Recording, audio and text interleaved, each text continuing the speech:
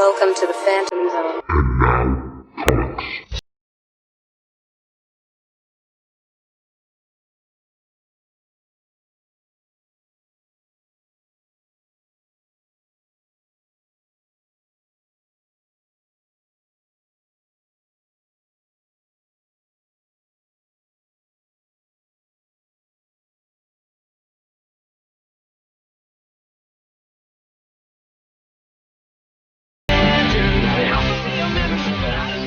Alright, this is Now Comics, and we're talking about the extravaganza that's going to be Christopher Nolan bringing Fortnite in 100...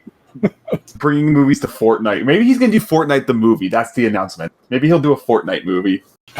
Isn't he one of the guys that complains about how you watch his films? He complains about... Yeah, he's also one of the people who complains, like, oh, he's trying to preserve the cinema, like, the whole experience of the cinema, which is why that man has not budged on Tenet coming out on July 17th, even though I personally don't think that's going to happen. No, there's no way theaters will be open by then. If theaters he's even exist. He's sticking to it. Speaking of theaters, they're basically trying to just relaunch like their popular movies in theaters right now. There was a few that got announced, like there was Scott Pilgrim. They're just gonna re-show it, as well as like Ghostbusters. I believe it's. No, I think you're talking about like those live, like those like Twitter parties where it's like people just like watch the film. No, Edgar Wright did come out and announce that Scott Pilgrim's coming back to theaters. Yeah, they're re-releasing like films. I guess it's to help like the theaters because there's like nothing coming out. It's also Scott Pilgrim's 10th anniversary this year. Yeah, that is true. But I get the idea, but they're not going to be open, or at least I don't think by me. Like I'm in a big hotspot, so they're not going to be open. I'm in Jersey, so yeah, I don't think there's I don't think there's a chance. And yeah, they have to rely on older movies, but Nolan's counting on Tenet being like one of the first like original movies to come out, and I'm like, your movie needs a lot more marketing. Can you imagine people are like, oh, it's Risk Our Lives, we gotta go see Tenet. It's totally worth Corona. So I saw the news about Brian Lee O'Malley asking about bringing back the Scott Pilgrim game, and then Ubisoft was like, oh, who knows? Like, you know, like the emoji with like his hand on his chin. Yeah. And I'm just like, and I thought like that was like the big Scott Pilgrim thing.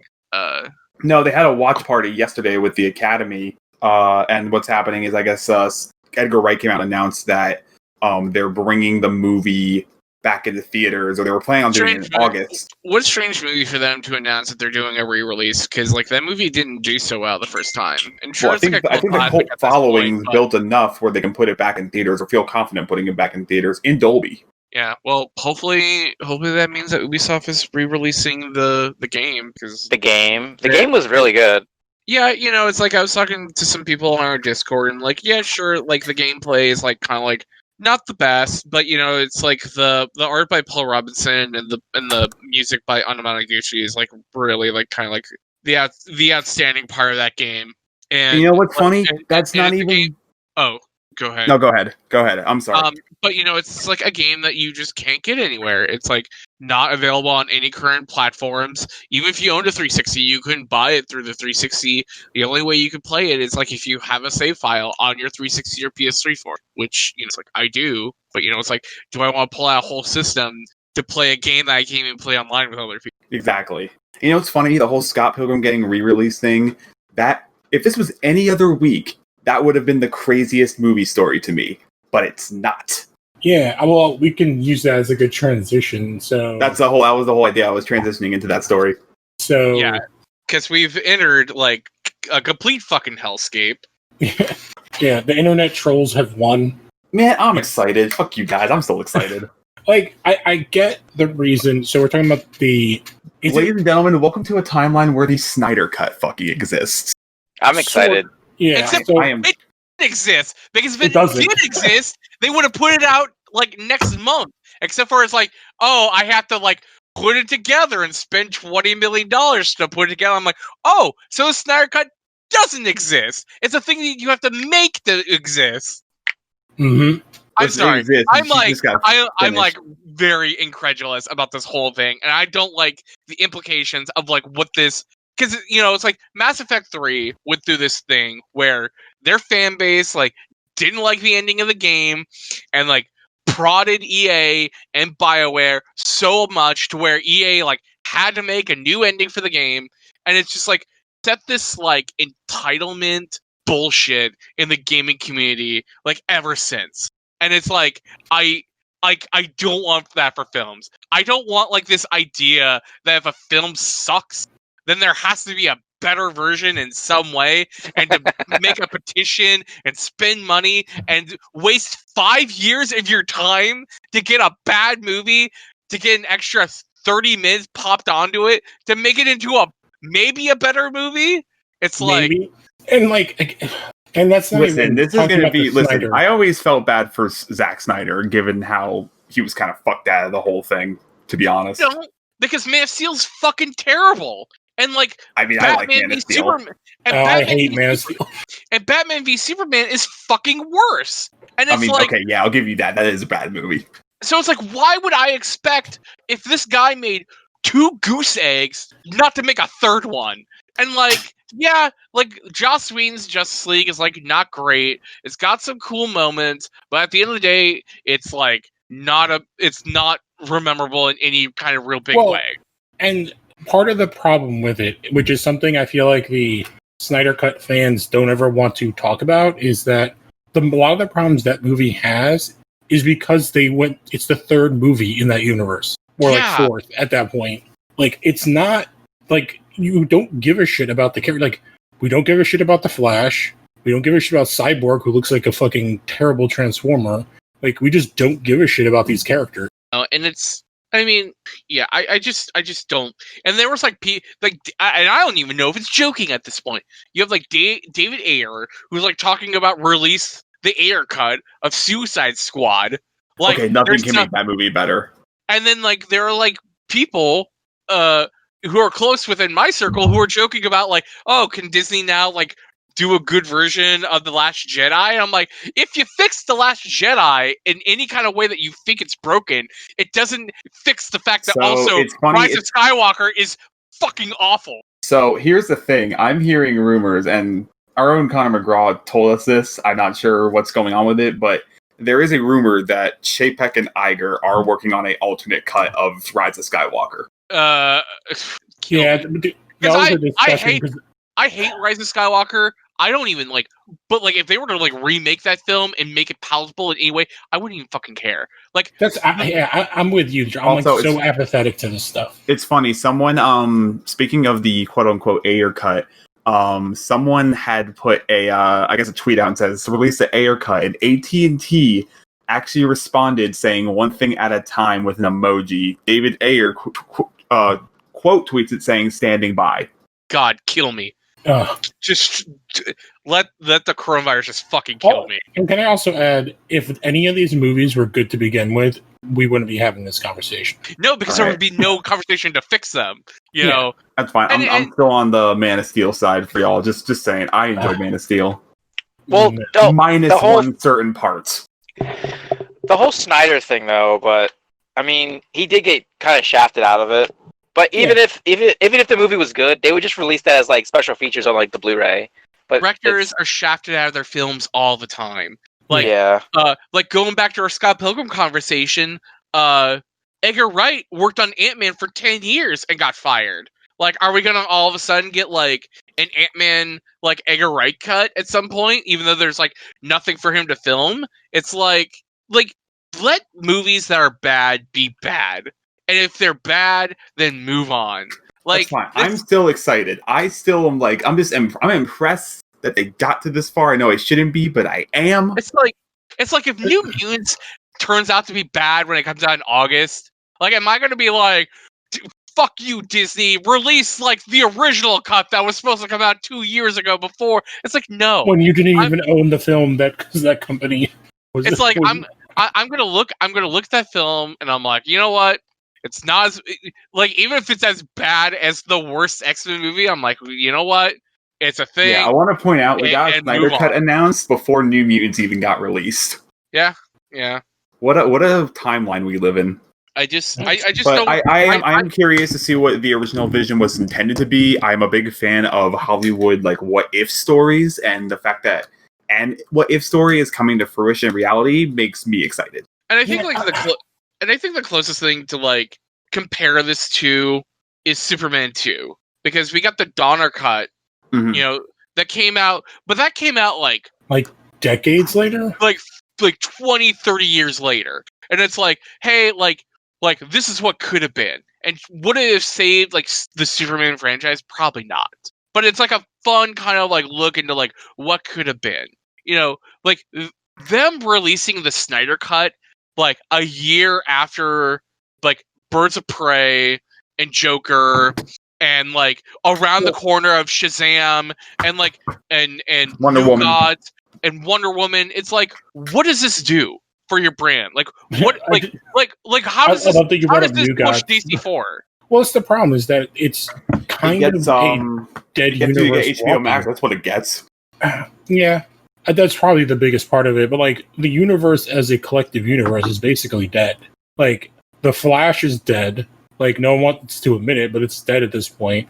We have a new Batman on the horizon that's not connected. Which I don't know about that, you guys. Like the news of like them basically being like, oh, it's like a dark, gritty Batman, like the way you've never seen it before. I'm like, what are you talking They've all about? been dark and gritty. Like they've been all dark and gritty. What are you talking about? You think George Clooney was dark and gritty? Wait a minute now. Hold on, sir. But I mean, like that initial universe started off as a Really dark Joker, and gritty. as a Tim Burton. Oh no, absolutely. But like, it was also dark and gritty compared to what came before it. Each one has gotten darker and grittier. And I'm not expecting like Batman to be cracking jokes, but like at the same time, it's just like I don't know why you're trying to sell your film as like innovative because it's dark when the whole sell of the previous DC universe was that it's dark, and the whole entire sale No one liked it. of the Nolan universe that was dark and grounded and gritty. It's like we've lived in like 15 years of like DC being dark and gritty. And you know what like the bright shining examples of like the last 15 years have been? Like Wonder Woman and Shazam. Because they have like heart to them. Aquaman, sir. I would Aquaman. say Sorry, Aquaman, yeah. You know, like Aquaman at least has some fun. And I think Wonder Woman gets the benefit of being like a good film among garbage compared to like Shazam. I think Shazam is a great film. I think Wonder Woman is good. I think Wonder Woman is 2/3 a great film. Yes. It really has a big problem at the end. But we can transition to the other DC thing though. That was kind of big news that just came out like yesterday. Oh yeah. The other Bat that is getting recast, so Ruby Rose stepping down / maybe fired from Batwoman, which I just finished their season, quote unquote, because everybody's season kind of ended weird. Which they did some crazy ass shit. I didn't know they cast Bruce Wayne. All right, well, I didn't finish yet, so thanks. Well, if you don't see, like, it's literally like you don't. It's not Bruce Wayne, but like they show a picture. So it's like, they do like a whole bunch of, but they had to have like 3 episodes, but not finished. It's like so far from a finale. But yeah, so she's leaving. She's not Batwoman anymore. It's kind of weird rumors because she had the bad injury, but there's rumors that she was pretty bad on set. We don't have a clear image. The rumors are like, like apparently she was like a diva on set. She didn't like the hours of working on a TV show or the hours that came with it, which is weird. She's worked on TV shows before, and she's also the lead. I would argue that Ruby Rose doing like a TV show like Orange is the New Black is like a completely different animal than working on a show like Batwoman. Yes, but also like, what is the demand for Ruby Rose right now where she shouldn't just suck it up? She's the lead of a show and got huge press push, and she's surprised. What is the demand for Ruby Rose, period? Wasn't she in like Triple X? No, she wasn't Triple X. She was for like a hot minute, and she was the mute assassin in John Wick 2.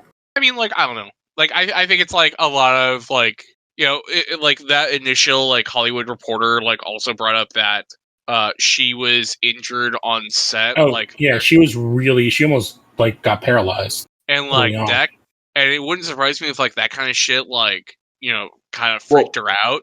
Yeah, they said it had nothing to do with it though in the article. Like I read the information that said it had nothing to do with that injury. There seems to be a lot more that this came from the CW side than the Ruby Rose side. And there Has she were- said anything? I don't think I've heard No. anything from her side yet. No. They just made like their usual like statements of like, oh yeah, nothing's wrong. Yeah, there were rumors when she was on Orange is the New Black that there were problems there. Because if you watch that show, they build her up and then, like, as a huge storyline going forward, and then, like, rush her to basically kill off her character. She doesn't die, but, like, they get rid of her, like, in the last, like, 2 episodes. They And there are released rumors her that... from prison. No, like, the opposite. They move her to a different one. Yeah, they sent her to Supermax. I was just joking. They basically like the main character Piper makes a shiv out of like a Jolly Rancher and just like plants it on her, and she gets sent away. And after that, they never mention her again. Yeah, she's the only person that was not, like, brought back for the final season. Like, at all. I did like a hard stop. I was like super into Orange is the New Black, and then there was like the beginning of like one of the seasons where I was just like, it was very much. I very much had like my flash moment where I just like washed my hands of them. I'm like, you know what? I'm good. Like this is the perfect time for me to get out. My wife really liked it, so like I would jump in and out of it all the time. But like I watched the final season because like the show was on a while and it was kind of like a groundbreaking show. And it's like literally every character from the entire series got a callback in the final season except for hers. All right, like I think I got to like season 3 or 4, and it was like I think the they one did where 6 or 5. Yeah, and it was the one where it was like she could go home, but she like had to like basically like give up Donna from like that 70s show, and then like she didn't, and then Donna did, and I was just like, it was like one of those like slow. It was like this seems like so like out of character. Like why would this character do this? Like because we've kind of been building it at that point. And I think was that's like, Ruby. That's the the next season's the Ruby Rose season. I think. Yeah, because I never saw Ruby Rose in Orange is the New Black. Yeah, and the whole thing is she and Piper hook up, and it ends the relationship with Laura Prepon. Yeah, but like that moment, I was just like, you know what, like. This is like I feel like the show is just like now trying to like extend the run of the show, like trying to keep her in prison. And I was like, I don't like this. I don't like this character now. Like, I don't like anything about it. I'm not. You know what? This is like the perfect time for me to just like hop out and just be like, you know what? It's been fun. I would say the last season does a really cool thing because they go into the ICE detention centers and how they're privatizing those, and it takes like a very interesting route. That's awesome. Because they even brought back what's her name from Doom Patrol shows up in the final season, and she was not in like the last like 2 or 3 at that point. I can't remember the actress's name. I have never seen Doom Patrol. No, I've seen a bit of Doom Patrol. I've not seen Spanish girl. New Black. I've seen a little bit of it, and it just never grabbed me. Yeah, it's psychic. It's the psycho chick. I forget her name. Yeah, I can't remember her name, but the short Spanish girl. She was she was big in Orange is the New Black, and she obviously left to do Doom Patrol, and they brought her back, and they gave her like a pretty heavy story. What do we want to jump to next? Sandman? That's pretty big. Yeah. So Sandman is getting an Audible drama, and they assembled one hell of a cast. Yeah, I have not listened to it. I have it. It's not out yet. It's going to be starting... No. I was going to say, they have kind of a similar cast for Neverwhere on Audible. And it's like, I guess, like, no one talks about it. I got to look, because McAvoy is in that as well. Okay. Oh, Kat Dennings is playing Death? That's... Okay, so yeah. Give me 1 second. We're going to run through this entire cast. I think I posted the cast list in the group chat a few days ago. Yeah, the Neverwhere one is McAvoy, the guy that plays Martian Manhunter and Supergirl, Cumberbatch, Natalie Dormer, and oh my god, I'm forgetting his name right now. Dooku. All right, so okay, so here we go. So James McAvoy is Morpheus. Riz Ahmed from Venom is Corinthian. Kat Dennings is Death. That's an interesting casting choice. Taron Egerton is John Constantine, which is pretty good. Really good casting. Andy Serkis is Matthew the Raven. Oh, that's cool. Michael Sheen is Lucifer. Perfect. BB Newworth is the Siamese cat. And Samantha Morton is Urania Blackwell. And Neil Gaiman himself will be the narrator. Yeah, the Kat Dennings is the only one I'm like, okay. Man, Kat Dennings' death is like a I do not like ever think about it, but I'm just like, you know what? That's really good. But it also could be because like I also have like a massive crush on like Kat Dennings. Yeah, my wife watched her new show. It looked interesting. I think it's on Netflix or Hulu. And I don't know. I have mixed feelings about her because I feel like she's just Kat Denning in everything she does, which could actually work really well for that character. So Sure, I don't know. but I was wrong about Kaylee Cuoco and Harley. So she's like in a bunch of episodes of WandaVision. Kat Denning? Yeah, she's going to be coming back as Darcy. Oh, I did not know that. Really? Yeah, that's also a character I really don't care for. Fair enough. I mean, like Darcy, I feel like also has like not a lot to do in those movies, so it's like Yeah, just like every other woman in the first two movies. hey. Hey. Oh God, are we doing this right now? No, it's just like those movies aren't great, but she's better in the first one. The second one is just like she's like bad comedy, like comic relief. I didn't mind her in the first one. I hated the second. I just hate the second movie. Period. Like The second movie is just boring. Like it's a slog. But yeah, that's pretty cool. Like I've been getting into audiobooks, so and I've listened to a keep couple. meaning to want to get an Audible account, so this is fine with me. Maybe I'll ask for around Christmas time. So yeah. And I've tried reading Sandman like a couple different times, and it's just like it's a lot. It's a lot to take in, and I'm kind of like wonder, and I like kind of like retain information a lot easier through audiobooks. Like, I mean, comics are fine, you know, because it's like a visual medium, but like there's just like so much text in a Sandman book that just like my eyes kind of glaze over. So like I'm kind of hoping like with an audiobook of Sandman, it's like a little bit better for someone like me. Yeah, There was a oh, sorry. Oh, go ahead, Ryan. Oh no, I was gonna say Andy Serkis did like a 11-hour reading of The Hobbit like last week. Oh yeah, and he dropped the Riddles in the Dark chapter. I guess for people listening because that's the Gollum chapter. Yeah, I was like listening to that. It's really good. He did it for charity. Yeah, I think what was it? Taika Waititi is going to be doing a reading with celebrity guests for James and the Giant Peach for charity next. Oh Yeah. wow, That's good. Yeah, that's a movie on its own I have not seen in 15 years. Oh god, I have not seen that movie since I was a child and I had it on VHS. It's maybe like middle school. Does Disney Plus have it actually? That's a good question. Is it a I Disney can check movie? real fast. It is a Disney movie. It should be there. I would hope so, because I will watch that, because I haven't seen that movie in God knows. So I assume it's on Disney Plus. Movie's kind of messed up too, let's be honest. Well, that's all those like movies because of it's that because it's a Henry Selick movie. It is on there. Yes! Hell yeah, man, that's my list. So which of these news stories should we go to next? Should we do the big two, or should we do the indie stories? I mean, like we can skip the Mega Man one. I didn't realize that was based off a show, so that well, and I think that's like kind of like really funny though. It's like because the Mega Man Fully Charged show is like not still going, so it's like they're doing a comic based off an animated show that's like not going on anymore. And it's not like, and that's not even to say like, you know, Mega Man Fully Charged was a good show. Like it was kind of like a show that came out. People didn't really like the character designs for it. It kind of just didn't feel like it didn't like really kind of embody like what you would want out of a Mega Man property, even for like a kid show. And so it's just like very strange that they would do like a comic book for this. I didn't. So I've never even seen this show. I've never even heard of it until just now. Yeah. Yeah, it's like not great. You know, it's. I mean, you know, it's like Mega Man. But like they don't have like really any of like the other side characters that are like I feel like are kind of like fun about Mega Man, like Roll or Proto, and like Dr. Light's like the main like you know he like takes care of Mega Man, but like there's no like Dr. Wily. They don't do like the evil robots, and they do when they do the evil robots, they're not like Dr. Wily. They're just like kind of like some weird kind of like offshoot.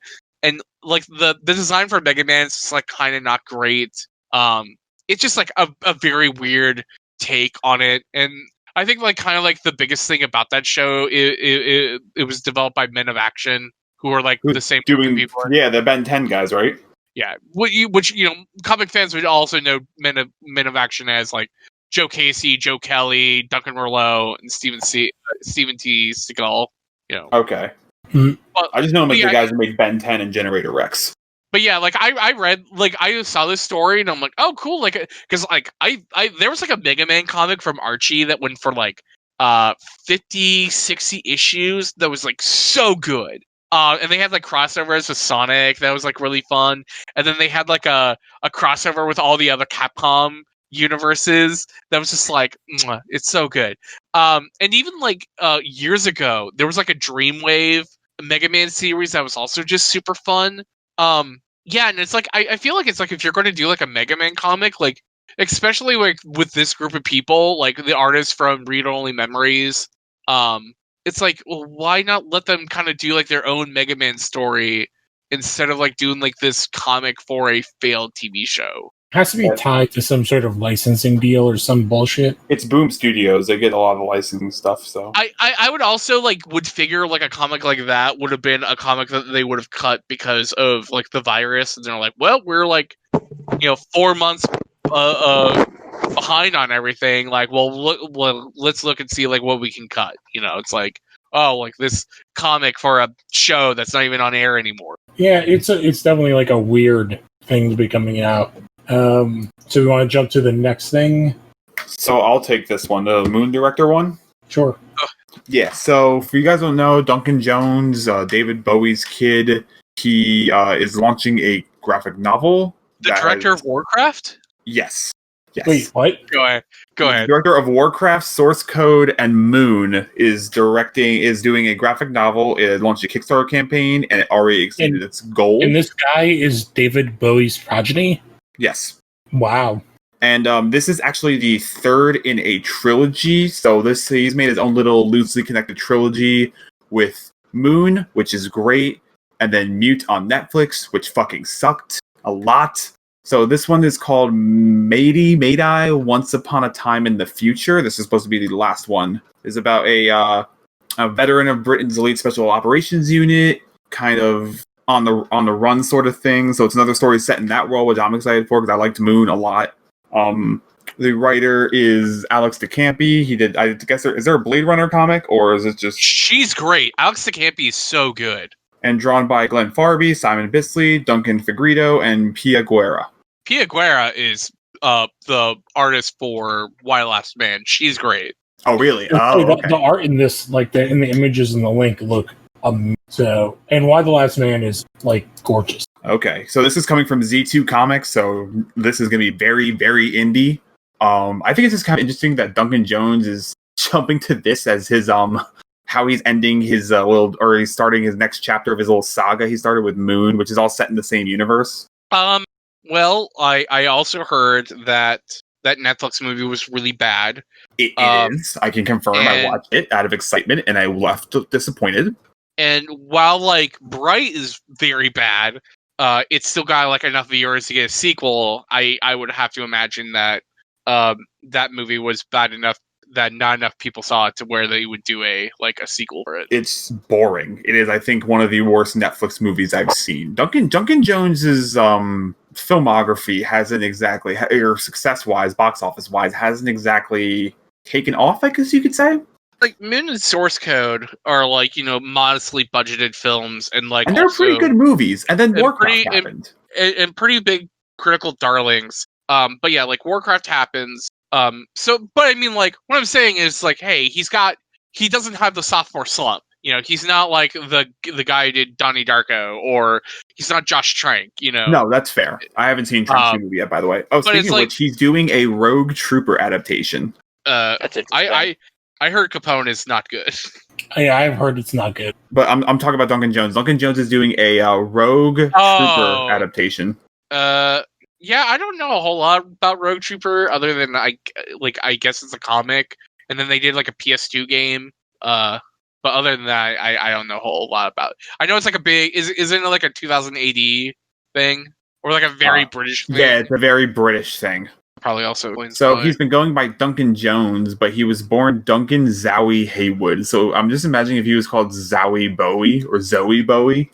Duncan Zowie, directed by Duncan Zowie. It makes sense. A lot of kids of very famous creators, look at Joe Hill or Nicolas Cage. Yeah, And there's this Nicolas Cage's cousin too, changed his name. Shit. Charlie Emilio Angelina Estevez. Angelina Jolie, yeah. Emilio Estevez. Well, no, Emilio Estevez kept his name. Well, his dad's Martin Sheen, right? Is Martin Sheen changed his name to Martin Sheen to be more white? No, it's just Emilio Estevez. No, Emilio Estevez is using his real name. Martin Sheen and Charlie Sheen anglicized their names to get better roles. Oh, okay. Martin Sheen's real name is like Martin. Oh, Estevez. I see now. Okay. Yeah, that's why in Machete, Charlie Sheen goes by like Carlos Estevez. Martin Sheen's full name is Ramon Gerardo Antonio Estevez. Yeah, Like that's a movie star name. Like, why did he keep that? because you couldn't cast Spanish people in movies at that time. You know what? You're 100% right, and He passes as very white. This is Lou with another token minority teaching moment. Yeah, well, that's one of the things, like, growing up and being Hispanic, it's like, oh, because I think they're Puerto Rican, aren't they? And, like, it was, like, one of those things, it's like, oh, you know that Charlie Sheen and Martin Sheen are actually this, and it's like... I appreciate that we've gone from talking about Duncan Jones's career to Charlie Sheen and Martin Sheen and Emilio Estevez's name changes. But yeah, that's definitely interesting. I kind of want to check it out. I would too, just to hear the third story. The next story is, did you guys talk about the Inuyasha sequel yet? No. I think we talked about it in the chat. Man, I am like, I didn't realize how excited I would be for new Inuyasha until I heard that there were going to be new Inuyasha. This sounded goofy, and then I just read the description. I'm like, it kind of works really well. And then the anime is happening. Yes. And so is the manga, so obviously this is getting both. But yeah, so I kind of like the idea though, where it's like Inuyasha and Kagome's daughters. It's one daughter of no, it was one because I'm mixed up because Shishomaru has the two daughters, and then Inuyasha has the one, or was it the other way around? Hang on, I'm checking right now. I have the article. I have the description here. So it's half demon twins Towa and Setsuwa. Okay. But yeah, have either any of you seen or read Inuyasha? I have not. Yeah, I watched I'm every super episode. excited. Yeah. It's not my like go-to Rumiko Tanahashi. Yeah, you like Ranma. I love Ranma, but you know, it's like I think there's like Ranma's lighter, but the problem with Inuyasha is it's long as fuck and like 80% filler for dumb shit. But it's still good in those parts. Okay, like so it's Sesshomaru's daughters and Inuyasha's daughter are the three main characters. Which, to be fair, like also like a lot of Ranma is also filler. But you know, the thing about Ranma is that the end of the series is when Akane and Ranma get married. Like that's the end of the series. Like you know, and you can do like whatever wacky like the thing about Inuyasha is like we gotta collect these demon shards. Things. We have to make the MacGuffin to do the thing. Yeah, and so like the MacGuffin to solve the problem is like what prolongs like the series, and like, oh, there's 1,000 shards. How are we gonna get all these 1,000 shards? Well, it's gonna take like 2,000 episodes.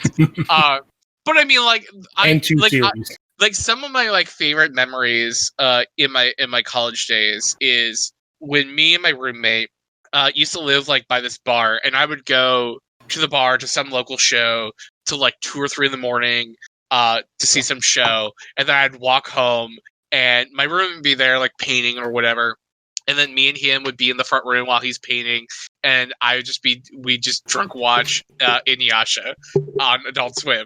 And the problem with it is that it took them like 5 years to actually get the story done, like the break. Yeah, and well, what ended up happening was that the original show ended on like some superfluous like arc, or like on some superfluous story. It just basically ends. And it basically was like to like read the manga to see the continuing adventures, which is a big fuck you. Yeah, a TV show should never do that, especially if you're a TV show that has like 200 some odd episodes. But then, like a couple years later, after the manga ended, they did like a Inuyasha, the final arc, that basically explained the final arc of the series. That kind of like the first series ended in 2004, and the second series started in 2009. Yeah, and because of like the 20 year like anniversary from the start. yeah, it's like it's about time for like 10 years ago we actually got like a brand new episode of Drama One Half, and it's so good. But like that fit within the nostalgia timeline, and it's like, oh hey, it's Inuyasha's turn in the sun to like have its big nostalgia boom. Yeah, I think you and me talked about it at some point, where like maybe it was after the episode last week of like, who is the mom to Sesshomaru's kids? And if it's Rin, ew. It's probably Rin. Like I'm like it probably is Rin. It's anime logic, but like was what, like 5 at the beginning of the show? She's like 5, and Sesshomaru is like, but like he's all like. But here's the thing, also, like Inuyasha is like not like an 18-year-old boy. He's like 75. He's old. He's a 75-year-old dog demon dating like a 14-year-old high school girl who fell down a well. Anime logic, like out the door. It's a little bit creepier when you raise your baby mama. Like, yeah. I think it's probably going to be Rin. I wouldn't be surprised if it's Rin. I'd be very surprised if it is. But secretly it's Kagura. But I mean, like, I don't know, like Rumiko Tanahashi. Like when I'm kind of like thinking about it, it's like Sailor Moon. Like Usagi is 14, and she's like, but she's like star-crossed linked to Tuxedo Mask, and in the original dub, like they make him in college, but he's supposed to be in high school. But it's like, I don't know. Like I feel like she just kind of like doesn't really kind of care about it. It's like, like a lot of it's just like destined lovers kind of thing. And well, like it's also like culturally, it's not as like in writing is not as big of a thing. Like in stories to do that. Sure. Yeah. Like I wouldn't necessarily like. There have been like a few times where like, especially in like some anime like Bunny Drop, where the foster parent taking over a kid who then becomes like their lover like later on in life, and did not receive very well within the community of the show, of the people that liked it. But I feel like for like if Rin, if it's like, I don't expect Rin to be 12, a 12-year-old bride. Like if they were to like write that story about like the courtship of Sesshomaru and Rin, like I would suspect that Rin would be like 16, 18 years old before like Sesshomaru like even like and Sesshomaru wouldn't even be the guy to have like even reciprocated the relationship, because that guy is just like in his own world, always thinking about himself. Like Rin would have been the one to probably have started the relationship. Yeah, well, it's actually like I was listening to a podcast talking about The Professional, and I feel like they have a very similar relationship. Yeah, Terra and Slade in that Teen Titan movie. Yeah, Slade is way more. Yeah, Slade except for Slade. Slade fucked Terra in the Judas contract. Yeah, the Judas contract. Yeah, Slade totally fucked Terra in the original comics, and like sure, like they like tried like doing the thing with, and that's why I think it's always like kind of like really odd they try and like rehash Terra. They've done the Judas contract like animated like 4 times at this point, and they do it the exact same way every time. DC Abridged Universe has ruined that version of Deathstroke for me forever. He's just Macho Man. Yeah, pretty much.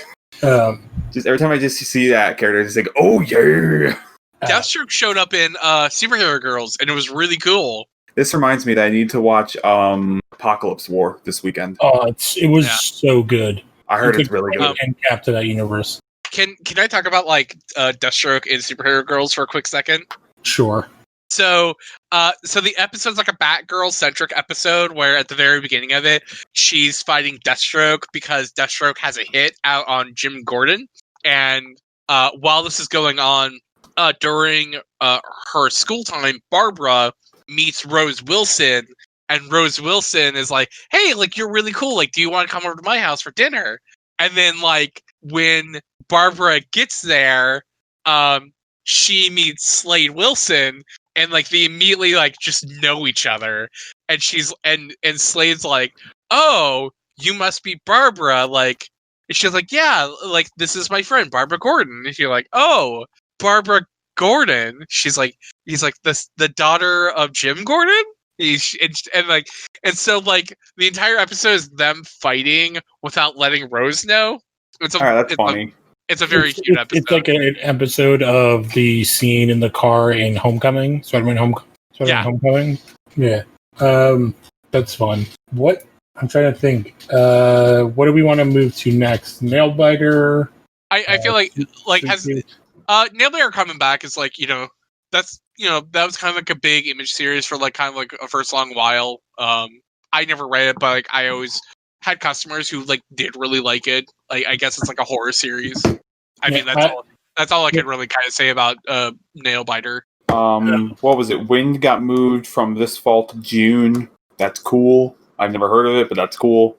We have Lemire's going to put out like new Sweet Tooth comics, which is cool because I think Sweet Tooth is like a really fun comic. I don't think I actually ever finished Sweet Tooth, but I did read like I want to say like at least half of Sweet Tooth. I have not read it, but like I love Lemire, so and I'm pretty sure I own it because I bought that Humble Bundle last year. Yeah, and I really like Lemire's art. Like he's not like kind of like an artist you would stereotypically, kind of like fawn over.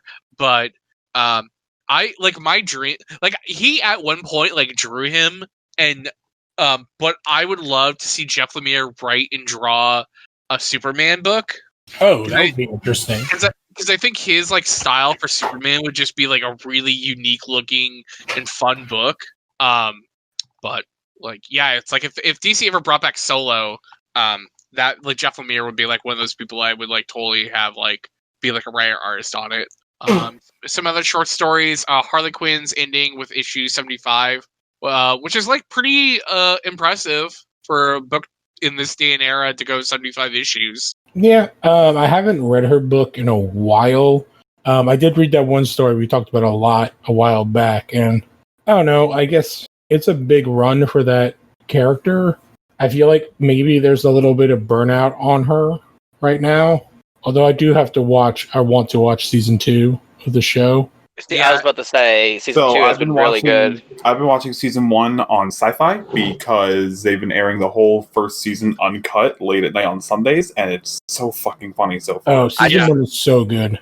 I just want to say on season 2, the whole Batgirl arc is amazing. They bring out the one where it's just like her purple jumpsuit with like the hood and then like the little hat. It's really well done. She has the Burnside costume. Yeah. I think that there's burnout for the comics end of Harley Quinn because I think she got Deadpool though. She was in like 5 books at one point. But here's the thing: like Deadpool didn't get Deadpool because he was in too many books. It's like because those books sold. She got Deadpooled in too many books that were like also just like historically bad. Like Harley Quinn in Heroes in Crisis like did nothing for her. Like at all, and then they did like that Poison Ivy Harley Quinn mini like afterwards. Where that's the one I like. Just the last thing I read with her, and that was so bad. Where they give her like the peck on the cheek, and it's just like it's just so unfulfilling. Which is so funny because I heard they go like hard the other way in the animated show. Yeah, well, and that's the thing. It's just like you watch like the Harley Quinn TV show, and like the relationship between Harley and Ivy is like perfect. It's so good. Like this is like the thing that you wish the comics kind of did. Which is funny because I actually love Ivy and Kite Man in that show too. I fucking love Kite Man. Oh, Kite Man is the best. Hell yeah.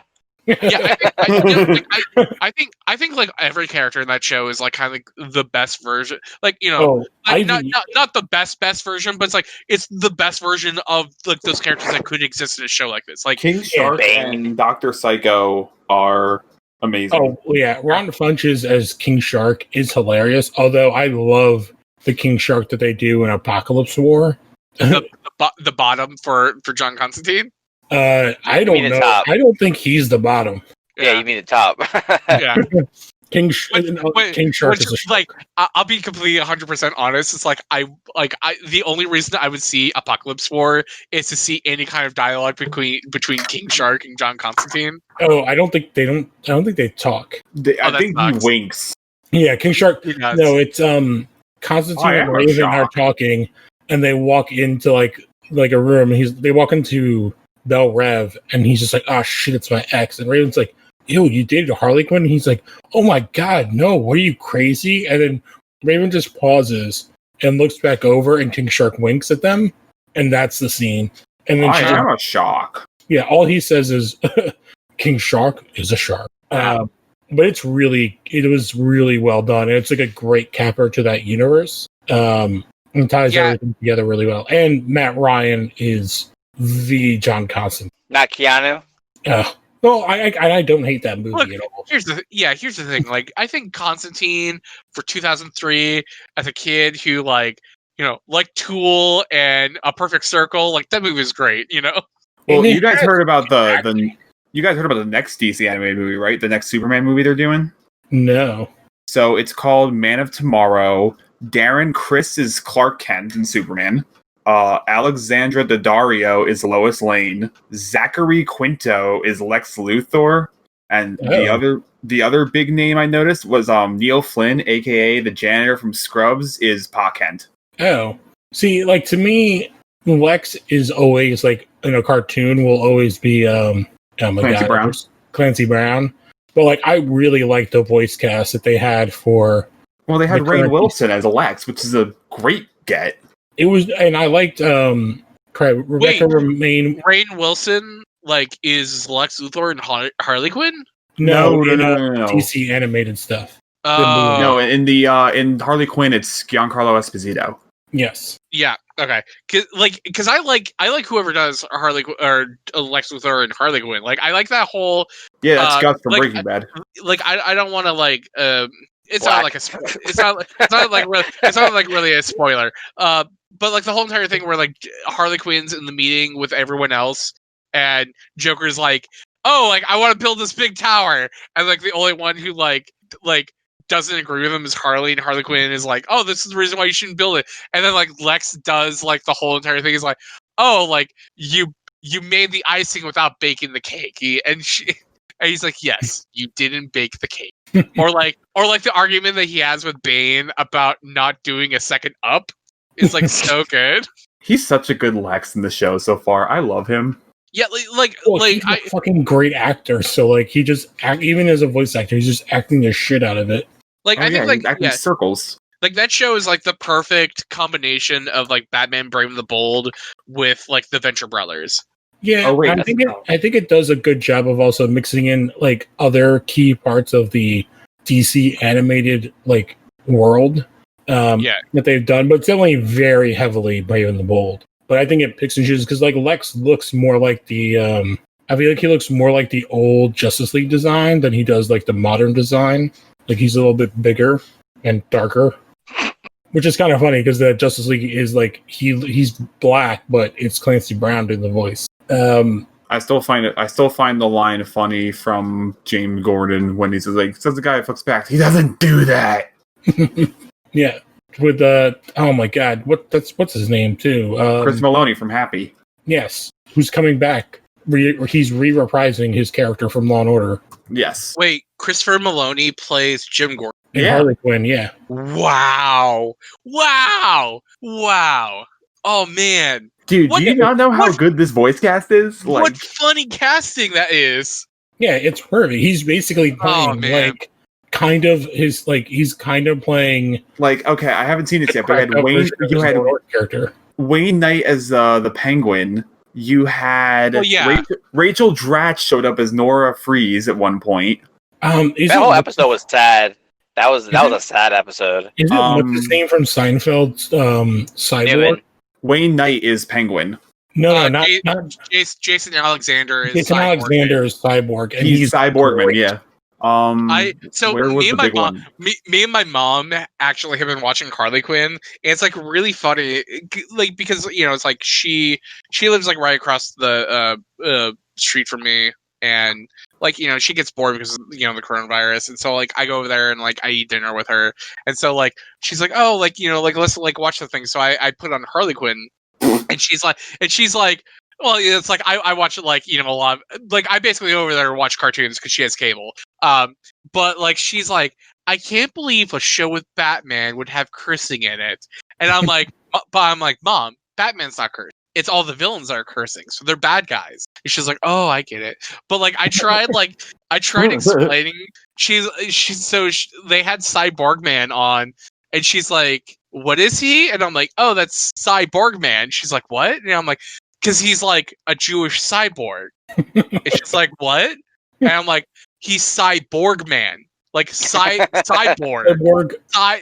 And Cy is like a Jewish name. And I like trying to explain this joke to her, and she's like, I don't get it. And I'm like, it's fine. What's hilarious is like he's a comic book character. Like he wasn't made for the show. Yeah, like he was created by and Amanda Palmer Amanda Palmer, Amanda Connor, and her husband. Because that whole like first season, like where they live, all the other characters that are around them, that's all from like the apartment. That's all from the that initial comic. But actually, to get off the topic really quick, on more important news, Pennyworth Season 1 comes on Blu-ray on 27th. Thank God. I thought you must have said Season 2. No, Season 1, guys. We're okay.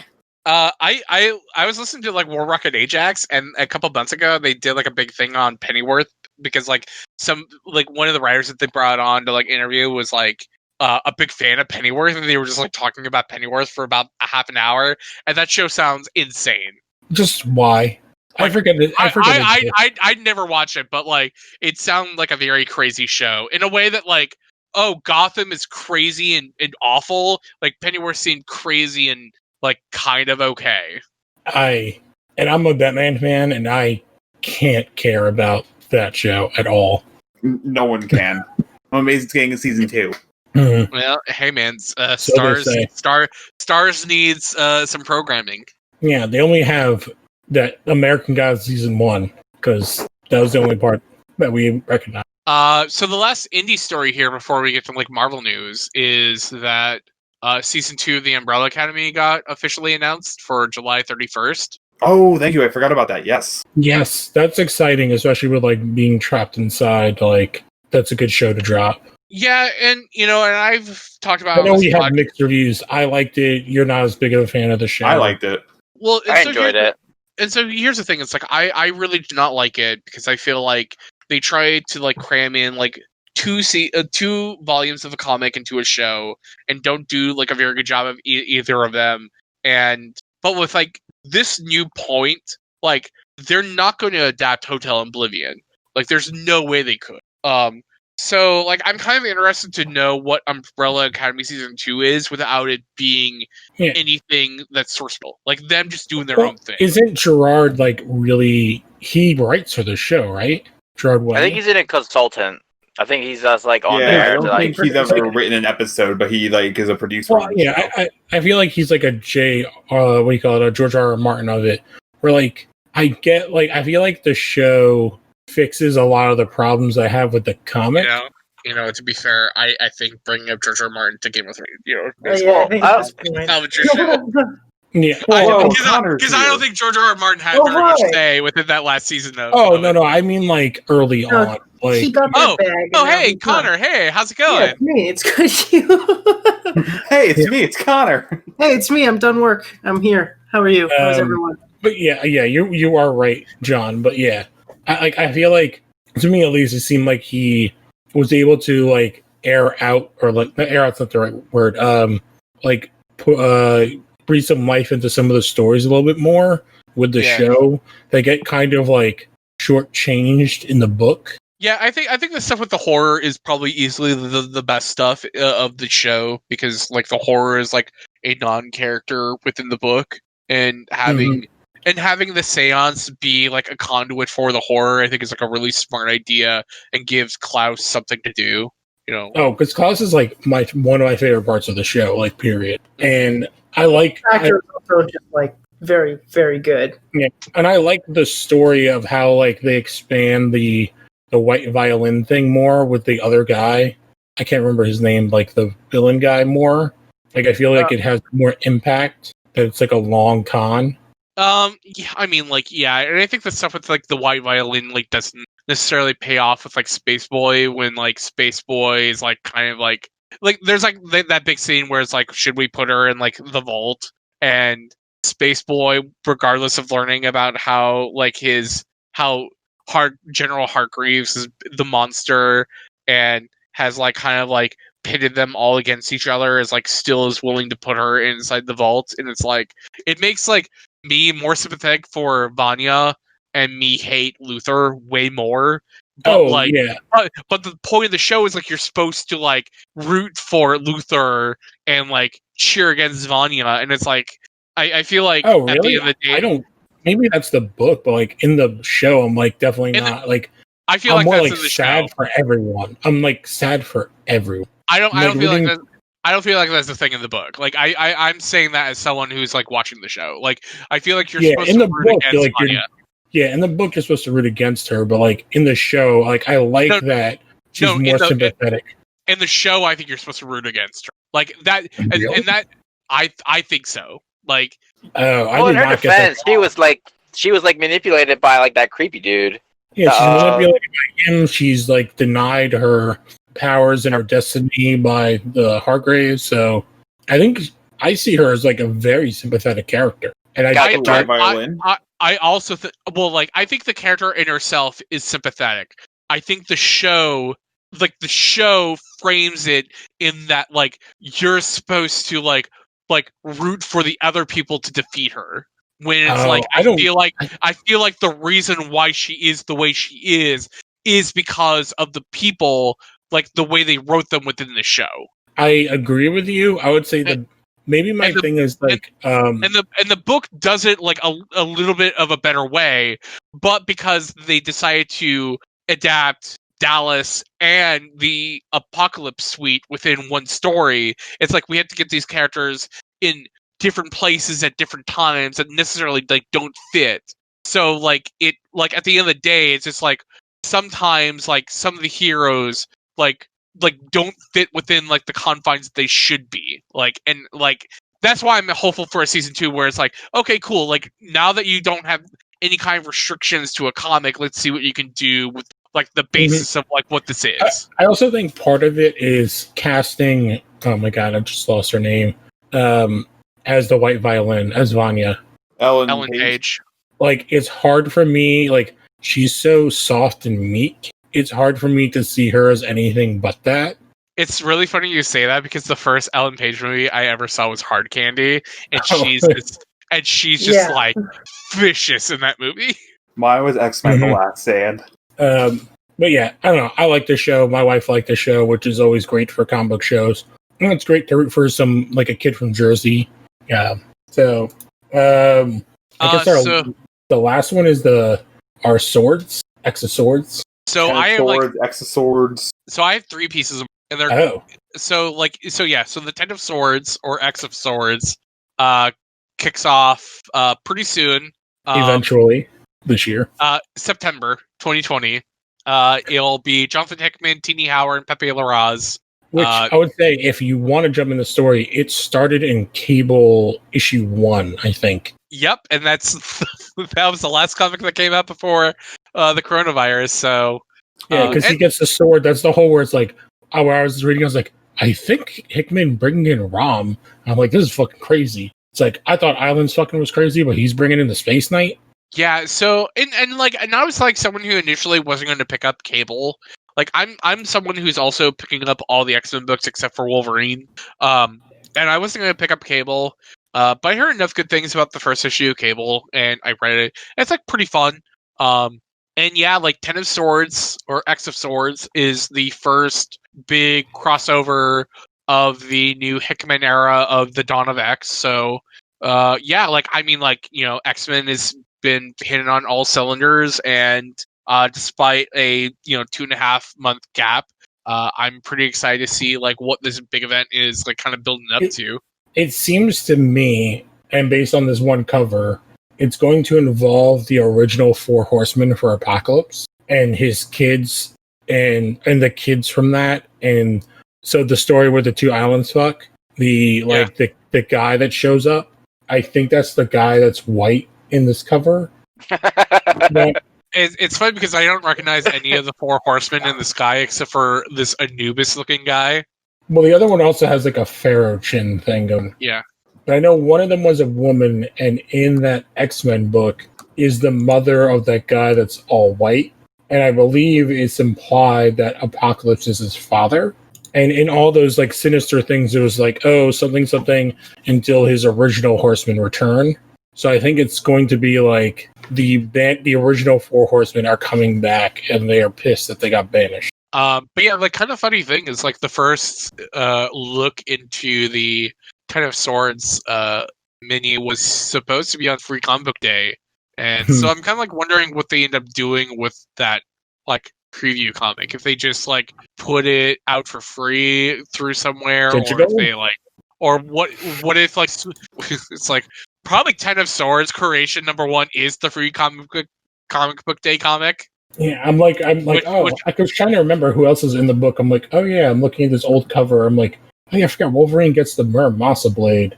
So I'm looking at the cover. We've seen 2 of the characters that have swords already have their swords. Because Domino has her thing already. Because it's the thing that Forge made. The biomechanical thing that she's been wearing in her book. And then Psylocke already has hers because she just makes. But yeah, this is an exciting book, and there's been a bunch of characters we have not seen yet in the new X-Men to pop up in this, like some of this art. Like we have not seen Angel in anything, right? Yeah, he's been dark for a while. Yeah. Yeah. So, what were your other Marvel stories? So Empire, which was like the big event before the virus hit, was supposed to be coming out. Will be going weekly instead of monthly, and that's like the pre-Skrull War book. Like I don't really have my finger on the pulse of Empire. We're doing that again. Again, it's like something I don't know. Because it looks like, is that Hulkling on the cover? Yeah. Yep. Because he's a Skrull and Kree baby. He's a hybrid. Baby. Yeah. Then so Bleeding Cool, like, and this isn't like a huge story, but like it's kind of an interesting story. Is that Bleeding Cool put out a MIA list for solicitation of comics in 2020. And so we already have our digital only books in Ant-Man, Avengers of the Wasteland, Ravencroft, Ghost Spider, 2020 Ironheart, Spider-Man the Black Cat Strikes, and Hawkeye Freefall. And then they deduce that other books that are going to go digital only are going to be Amazing Mary Jane, which is like kind of a really fun book. Like I read the first 2 issues of that, and I was going to wait for trade. Revenge of the Cosmic Ghost Rider, and Scream, Curse of Carnage. But here are the current books that are like missing in action. And they could show up in September 2020 solicitation, but these are the books that are been previously announced that are not in the August solicitation for comics.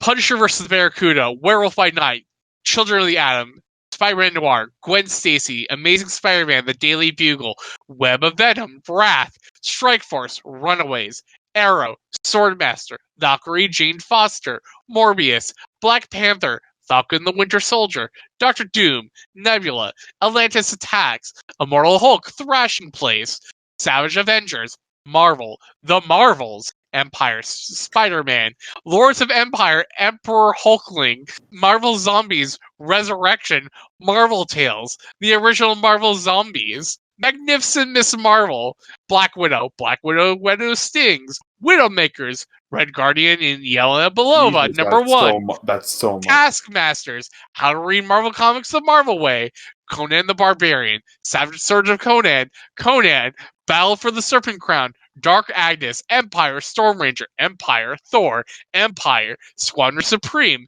Empire, The Invasion of Wakanda, Empire, Ghost Rider, It's Juggernaut, New Warriors, Union, Power Pack, and Champions. and that's Jesus every Christ. week. Like, all right, give John a minute to breathe. Those are the Marvel books that are missing from August. Nice. So there are like a couple books here that like Runaways. I know because I follow Rainbow Rowell on Twitter. Has said that there is a new arc for Runaways. So I'm not necessarily worried about that book. But there are the books like all these Empire tie-in books that are supposed to fit within like this. If this event is going weekly, it wouldn't surprise me if like some of these event books like go to maybe like trade only. These Black Widow books that were supposed to come out around the same time as a Black Widow movie are pushed back to whenever that Black Widow movie comes out. But it's like some of these like I don't know.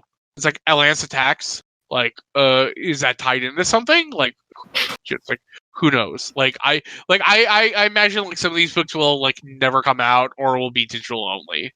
Yeah, I'm guessing a lot of books will be digital only. Because, like, if you've already, depending on how far they are into production, like, if they're done, like, why not just put them out? Yeah, you say that.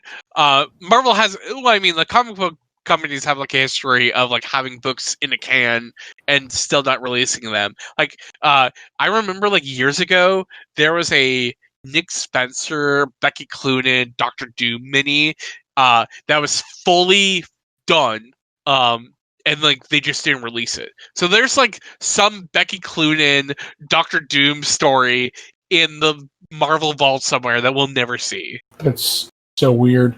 But like of some of these books here that I would like to see, like Children of the Atom, I think is like pretty great. Like, and I was like really kind of excited for that. Like, I think Valkyrie, Jane Foster definitely should be. I feel like anything X-Men is going to come out because they're just so hot right now in the comics. I just can't see them holding it back. Yeah. But yeah, that was the last Marvel story. All right. So it's actually awesome timing that we got joined by Connor Irving. So we can talk about the book story that we read, which is we read through Hellboy: The Wild Hunt, and I know I read Hellboy in Mexico. And I read Hellboy Darkness Calls. Is that there's Darkness Calls, and then there's Storm, I think is the final one.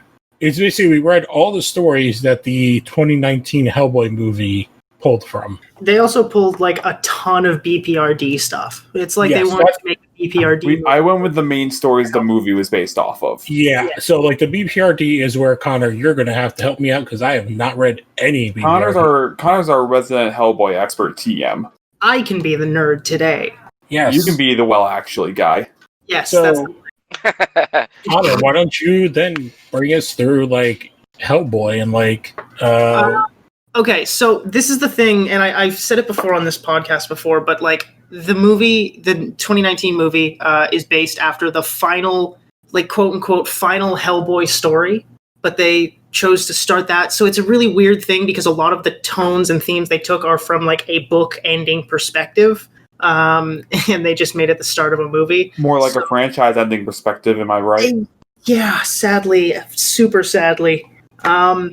But yeah, pretty much at this point in time, Hellboy has been like not trapped. He's been kind of like wandering around for about 20 years.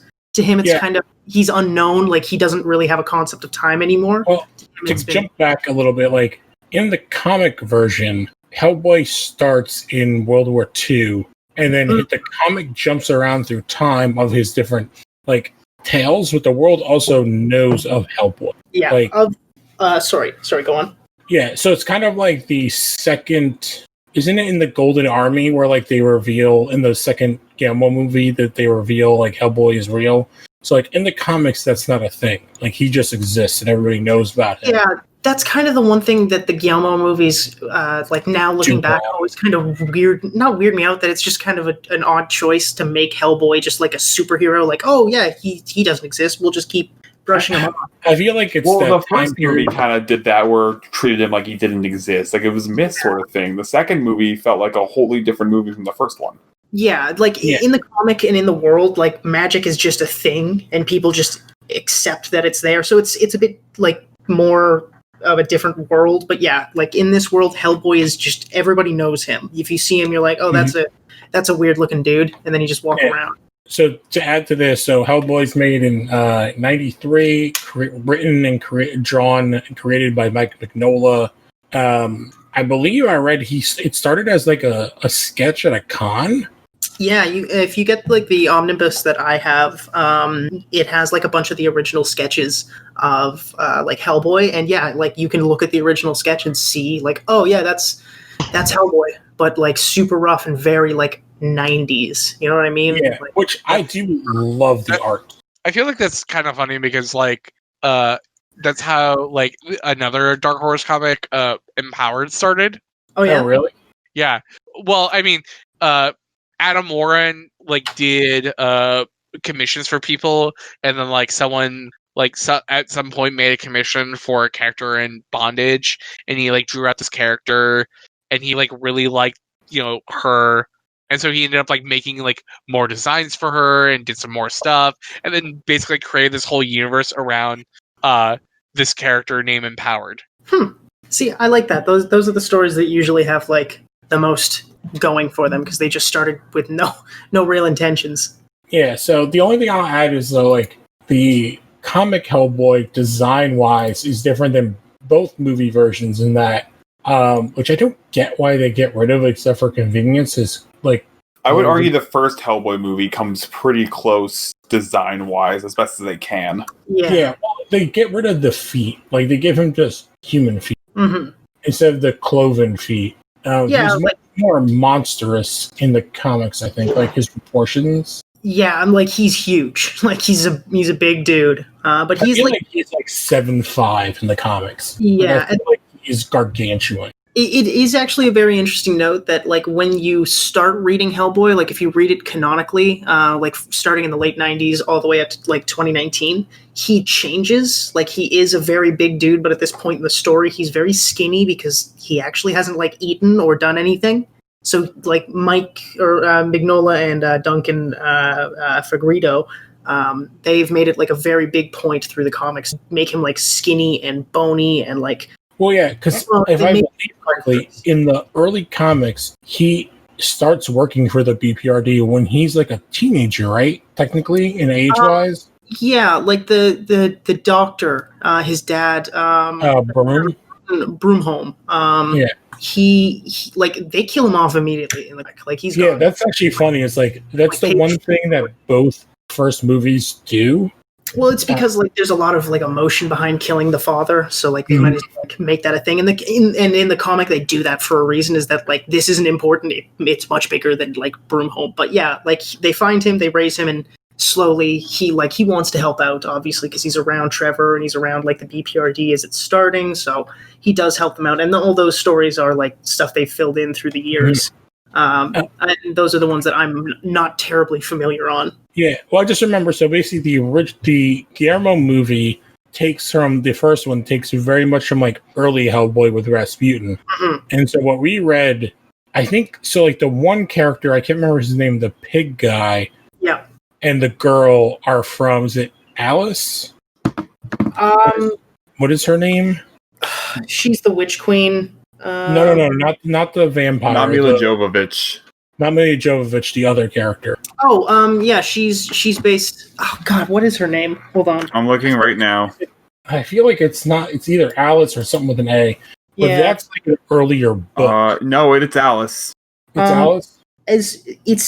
It is like you see it in the comic, like when you read later in the issue, like they do show that part when like Hellboy and everything interacts. But as far as I know, like you don't see this interaction. It's just one of those things that like you take for a fact he did, because there's a lot of events they like always refer to, like kicking the Ogopogo out of Okanagan Lake here in Canada in '91. It's like one of those throwback references they keep like going back to. But you never. In that story, because we're like, I just want to like explain it before, because it's referenced a lot because of the pig character, who I cannot remember his name, is that he basically swapped places with a baby, and then Hellboy figures it out, touches him with a horseshoe, which is iron, so it freezes him in that form, and saves the girl, who then gets powers of talking to fairies in the comics. Yeah, she's just kind of like touched. Touched is a great way to say it. But like she has like she's like a vessel between the two. She also really doesn't age, which is interesting. That's because like she's not real anymore. that's like the town that he goes. The thing is, and they don't explain it very well in this, but they do mention it. Is the world is literally ending right now. In the comic, like everything is going to hell. If you read BPRD, that's the human side of this story where they're trying to stop it or at least figure out what's going on. And then they eventually do bleed over, but it never really goes anywhere. But at this point, like the town that he goes to isn't like it's kind of a ghost town, and I think what he's interacting with is more of a spirit than it is a person. It's maybe like a trap spirit, but they never explain this. This is all just me like fancy. Oh, okay, because I took it as she was still real because she was touched. That's why she hasn't aged, because he has that whole weird vision thing that we'll get to. So, like, I guess we should talk about the Wild Hunt book. Is what it's kind of like. It's split into 2 books, but it's basically, and then there's what's the first one that you read, John? Darkness Falls. Darkness Calls. So So that introduces I don't know what do they give her a name? It's not the Vampire Queen. That's for the movie. No. They mention it. I can't remember her name. The movie? Nemune. Nimue? Yeah. That's her name. Yeah, so she was like a witch, and then some shenanigans, she is betrayed, and then she is split into pieces. I appreciate that you described it as through shenanigans. Yeah. She gets split into pieces, then she gets... Even that can't keep her dead, so then they trap her in a box and drop it in like an endless well. Because for me, like, we'll talk about the movie when we watch it, but like, the comic goes so much more in depth with the pig character of what his motivations are. So when reading this, I was like, oh, this character is so much more interesting. Yeah. And what they do with him is so much more interesting in the comic. Yeah, that movie is just really bad. Can't wait to watch it again. Oh man, it's gonna be so fun.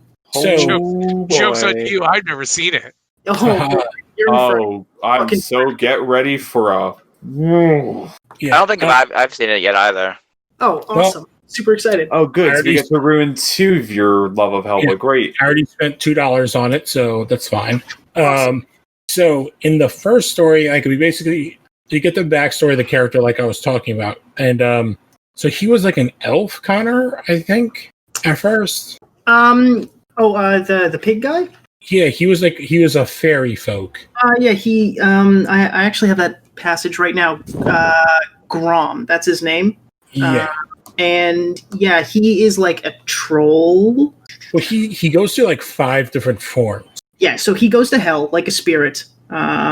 He comes back as like one of these like little like troll spirits, and he's trying to like steal babies just as like a grift, and then that's when Hellboy gets him, clamps him with the iron poker, and seals him in as the pig creature. Yeah. So from what I read, like he was an elf. He basically falls from being like a top race to then he transfers into the body of this pig demon creature, and then ends up like taking it over from the inside.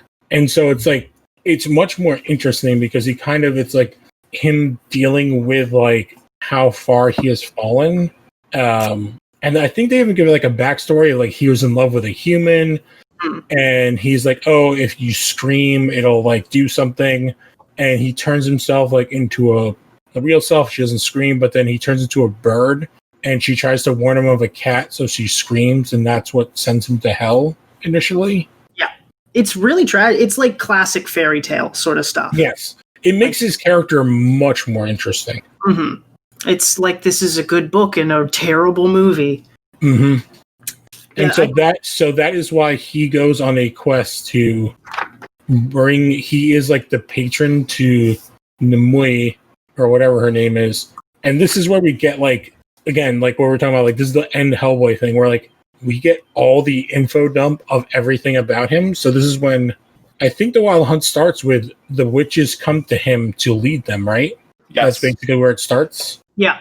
Yeah, and that's a big kind of reverse of power of him usually to fight the witches.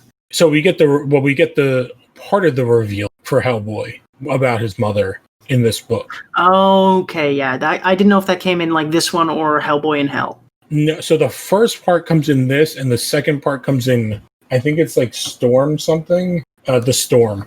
Yeah. Which basically is right before Hellboy in Hell. And the reveal is that his mother was a witch. He is a half-demon. His father was one of the Dukes of Hell, which we already know through the whole thing.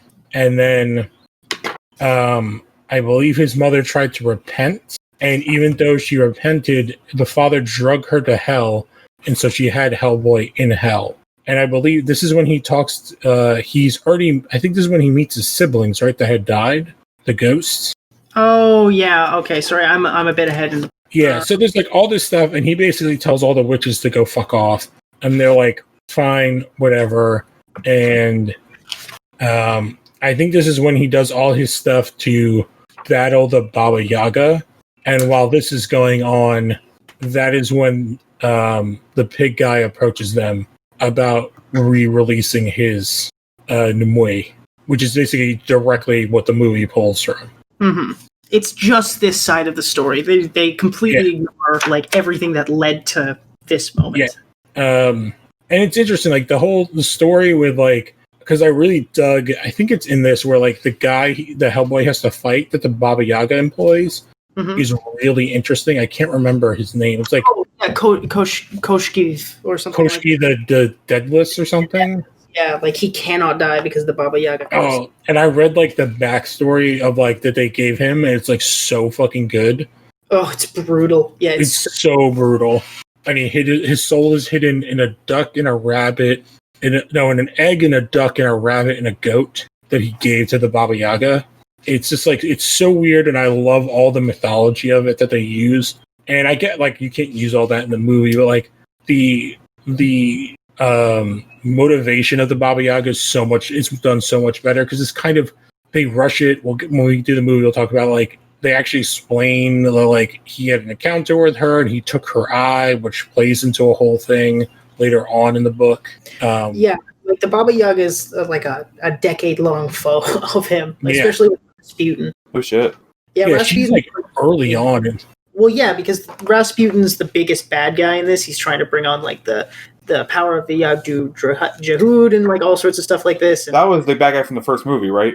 Yes, and they kill him there, which is real. That does happen, but like he keeps coming back in spirit form, and then Hellboy kills him, and then he comes back as like a single eyeball, and then Hellboy kills him, and then he comes back as a single teardrop, and then Hellboy kills him again. And now he's just he brings in the vampire. He puts in the first movie, his like henchwoman gets put into, which plays into this book, into the Iron Maiden, and she's like a giant living Iron Maiden. She becomes the living embodiment of magic. She becomes Hecate, the goddess of witchcraft. Mm-hmm. And yeah, she becomes like, she's not part of his plans anymore. Once she becomes that, she's like a neutral force in the universe. Yeah, which is funny because like reading other Magic-y comics, like Justice League Dark, over the last like year or two, Hecate has been like a major character in that. So like reading this, I was like, oh, cool, I have background knowledge. And then like the current like Neil Gaiman Sandman universe is doing their version of the Wild Hunt. Oh, really? Okay, cool. Which ties in because like it's led by Odin and Lucifer are part of it. It's actually in like the Lucifer book. So which we get this part, which is like Hellboy gets invited because he gets bounced around, teleported places. He's also at this point kind of, wouldn't you say crazy, or he's just like he's amazing. He's not bad. I think it's been like what, 6 years from what I read. It's been a long time. He has not had like human contact since the late 90s. And this is now at this point, I think like 2009 or 2010, something like that.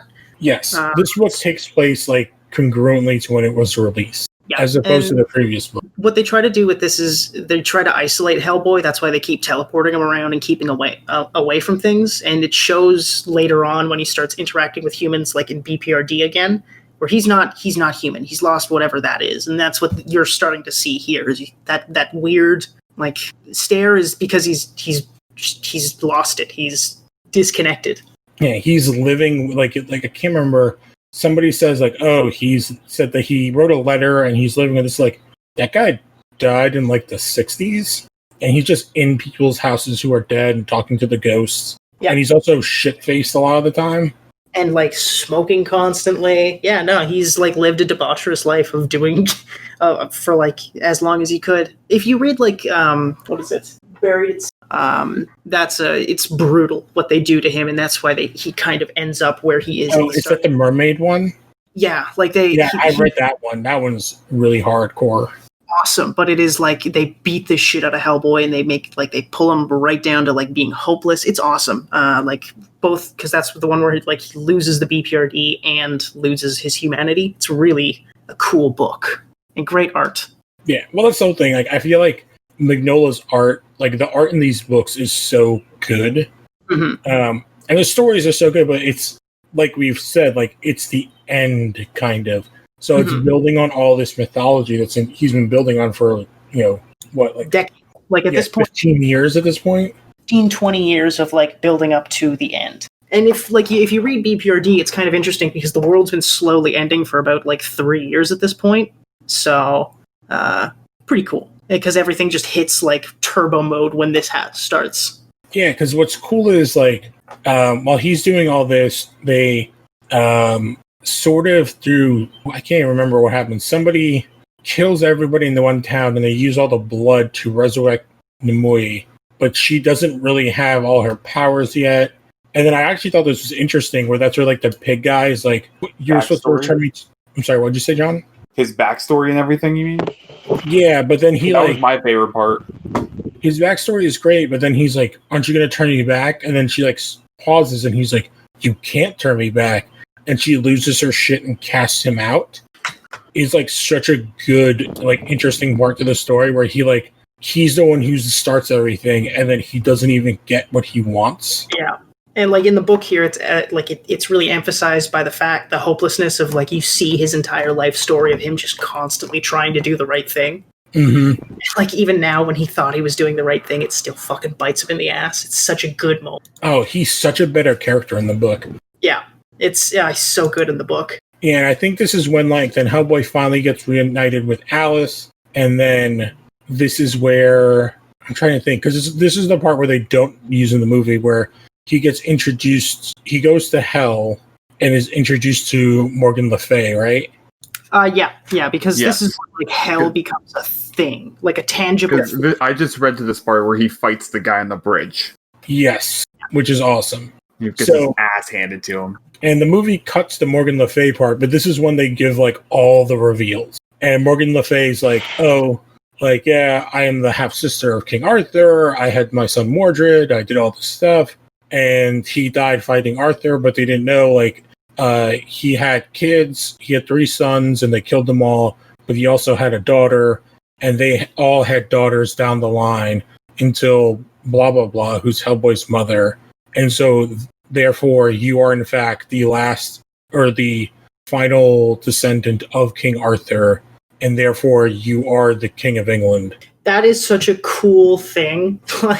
Yeah, and Hellboy just sounds awesome. It is. Why wasn't that in the movie? It was in the movie. They actually do in the movie, but it's not as good. It sucks ass in the movie because it happens at the last minute. Because it's not like in the movie, isn't like Merlin that says it, but it's so much better that it's Morgan Le Fay because he's like, I don't fucking believe you. Like, I know who you are. You're the lyingest liar, shithead in the world. You're never gonna lie. It's you. That's kind of. And Alice is with him, and she's just like, it's fucking Excalibur. You have to take it. Because I think it's basically like picking up one sword will cause him to pick up the other. But the only way to stop the end of the world, the only way to stop the dragon, because it's the whole thing is, so I can't pronounce the name, the Cthulhu dragon is like the black dragon, I think they call it. It's the 7 dragons that are one. It's like a whole cryptic thing with numerology. Yeah. It's really cool if you got the time to read into it. It's based in real world, real world. Morgan Le Fay ties it into the red dragon of Arthur's symbol, and that he is, and that Hellboy is kind of the red dragon because he's Arthur's descendant and a descendant of hell. There's the underlying thing that the story as a whole is trying to tell you is that destiny is inevitable and that you just have to grin your teeth and bear it and try and make a better tomorrow. Mm-hmm. And that permeates both the grand arcing story and small moments like this, where it's if he picks this sword up, if he picks up Alexander's sword, he can save Britain, but he's going to doom everything else. Because eventually he will pick up his father's sword and he will take that power. Yeah, and he will lead. When he takes up his father's sword, he can break the walls of hell and breach hell, earth, and heaven together, I believe is what will happen. But he needs to pick up the sword because he's the only one that can defeat, was like Anun Draga, whatever they're called, the dragons. Yagdu Jahud, or you know what? It's Arab, cool. I think. I don't know. Well, what's funny is what ends up happening when he goes back to Earth is kind of what happens in the first Guillermo movie, which I did not know, which is like when Nimue takes the power, because basically when they say her backstory, she was in like the Byzantine Empire, she rose to power, got like the king to fall in love with her, and she found like his knowledge that she was keeping from humans and read it, and then like killed him and took over and gave the knowledge out to the world, but without and I think like Merlin taught her at some point as well, and then she kills Merlin, and then she starts reading into other stuff which drives her insane, which is why the other witches kill her. I love that. Yeah, there's like so much shit going on. One of my favorite villain tropes is like a villain that goes insane because they just want to know everything. Yeah.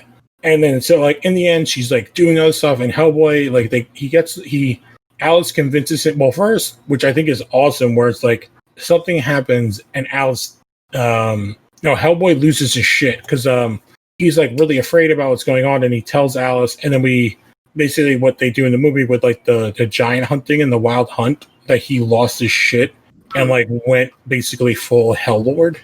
Yeah, he embraced the demon, and that's kind of what like that's always his like grounding force, is like when he embraces that's when he's like, oh fuck, I fucked up. Yeah, and he's basically like, I can't. He's like, if that's what I became when I just picked up a hunk of metal, what happens when I pick up Excalibur? Mm-hmm.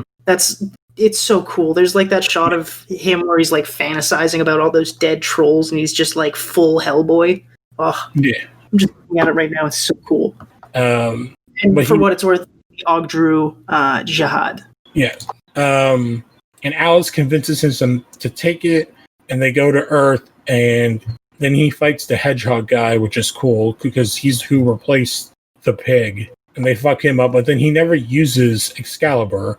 So he goes to fight in the battle, and Alice takes it, and because he has it, all of the noble knights of England start rising from the dead to be his army, which is fucking awesome.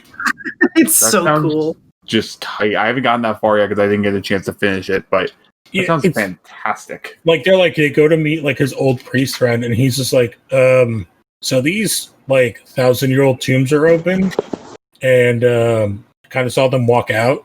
The fuck is happening? And like, what's cool, I love what Alice is so much more interesting in the book too, because she takes the Excalibur and gives it to a like zombie Arthur, I believe, and they go. No, it's not Arthur. It's the other guy, the soldier, isn't it? I'm pulling it up right now. It's like some guy that was supposed to die that didn't die, and he's like 200 years old. Cronin, the guy who like twists the thing in the movie and has the blades on his arms. No, he's cool, but like that guy is a villain, and he actually doesn't die until BPRD. Okay. Actually, later from this moment, he makes it till like 2014 or 15. No, it's like an old British soldier that got like blessed, and so he's never died because he's supposed to be there for this moment. And she gives him Excalibur, and then he leads the army because Hellboy's like, I'm not taking the sword, and they have their big fight. And what's cool is in the book, like the first movie, the original movie, Nimue kind of gets taken over by the dragon, and like how Rasputin does in the first movie, and she starts freaking out because she's like, no, this is not what it's supposed to be. This isn't me. I'm not in control. And that they kind of use her as a way to get through. And so he has to battle one of them, and it's fucking awesome. And And it basically ends really cool because in the story, like basically they're all fighting. He ends up killing it, and then as it's dying and when he's dying, she rips out his heart and takes him to hell with her. Mhm. And One that, final fuck you.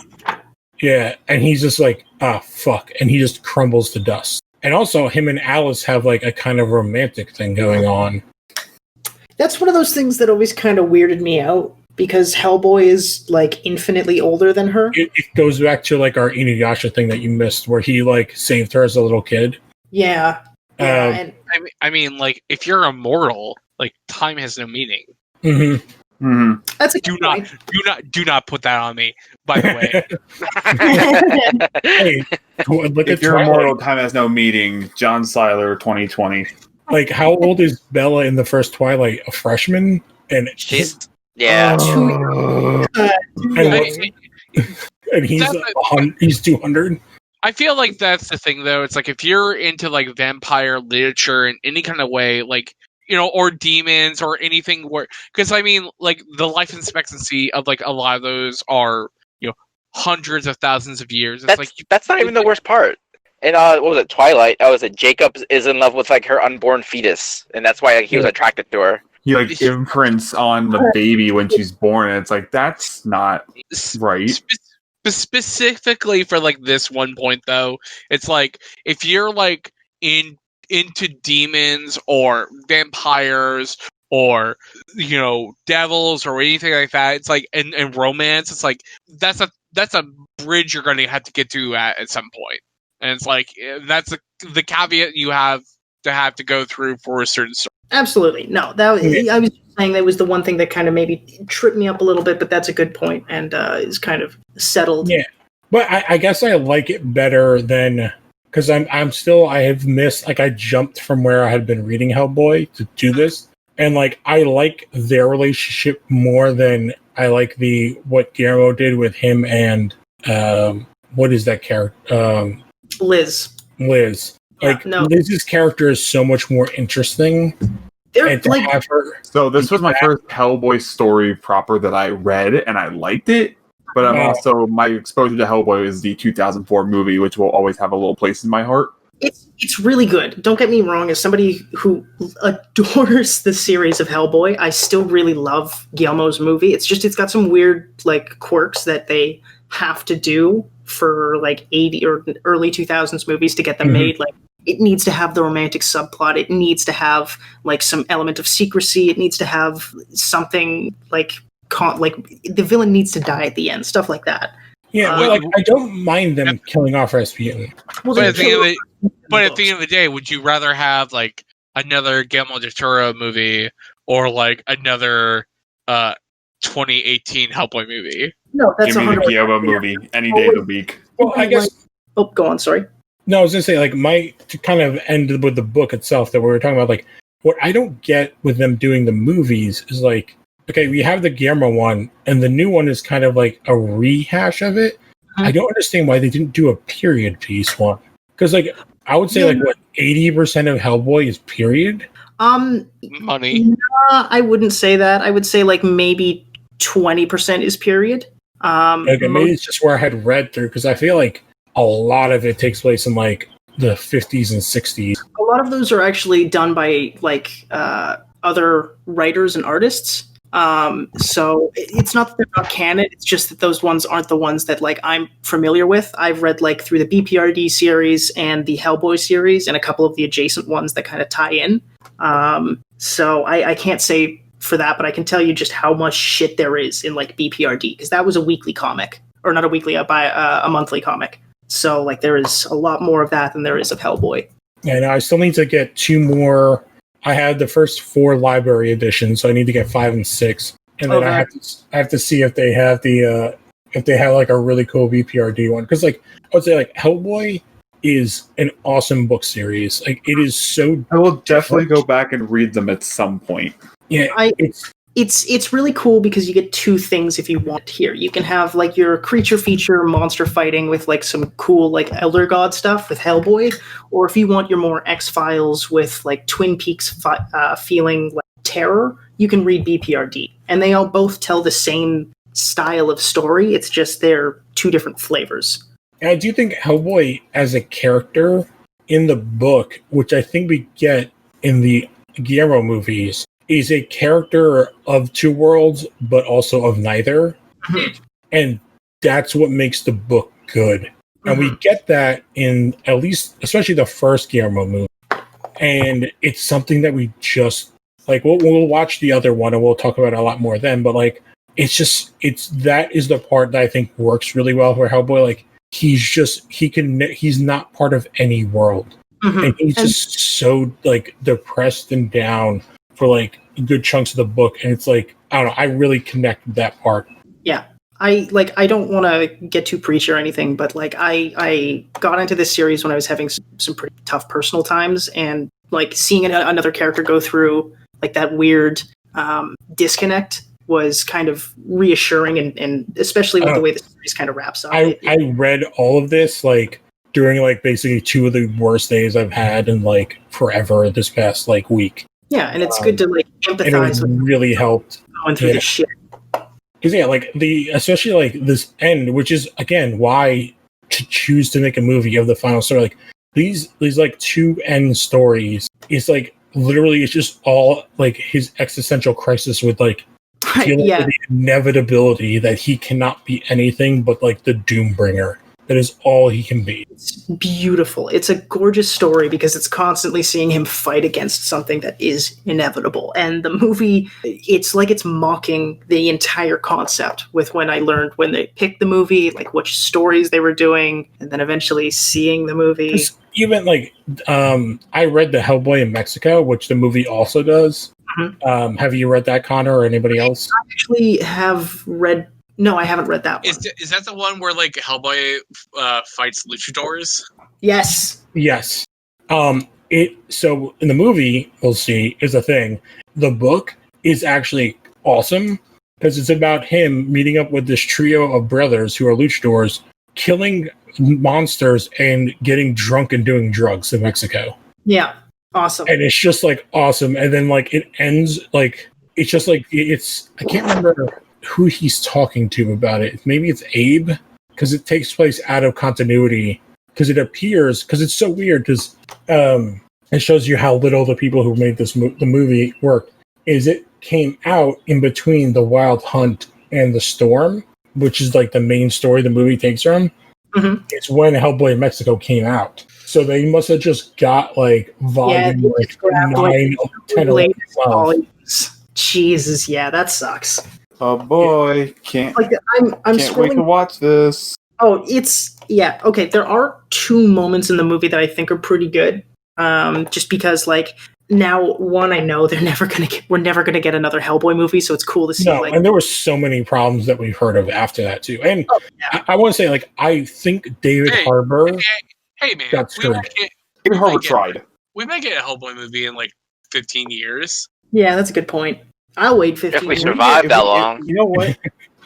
if we get if we can get the Snyder cut, we can get a Guillermo del Toro Hellboy 3.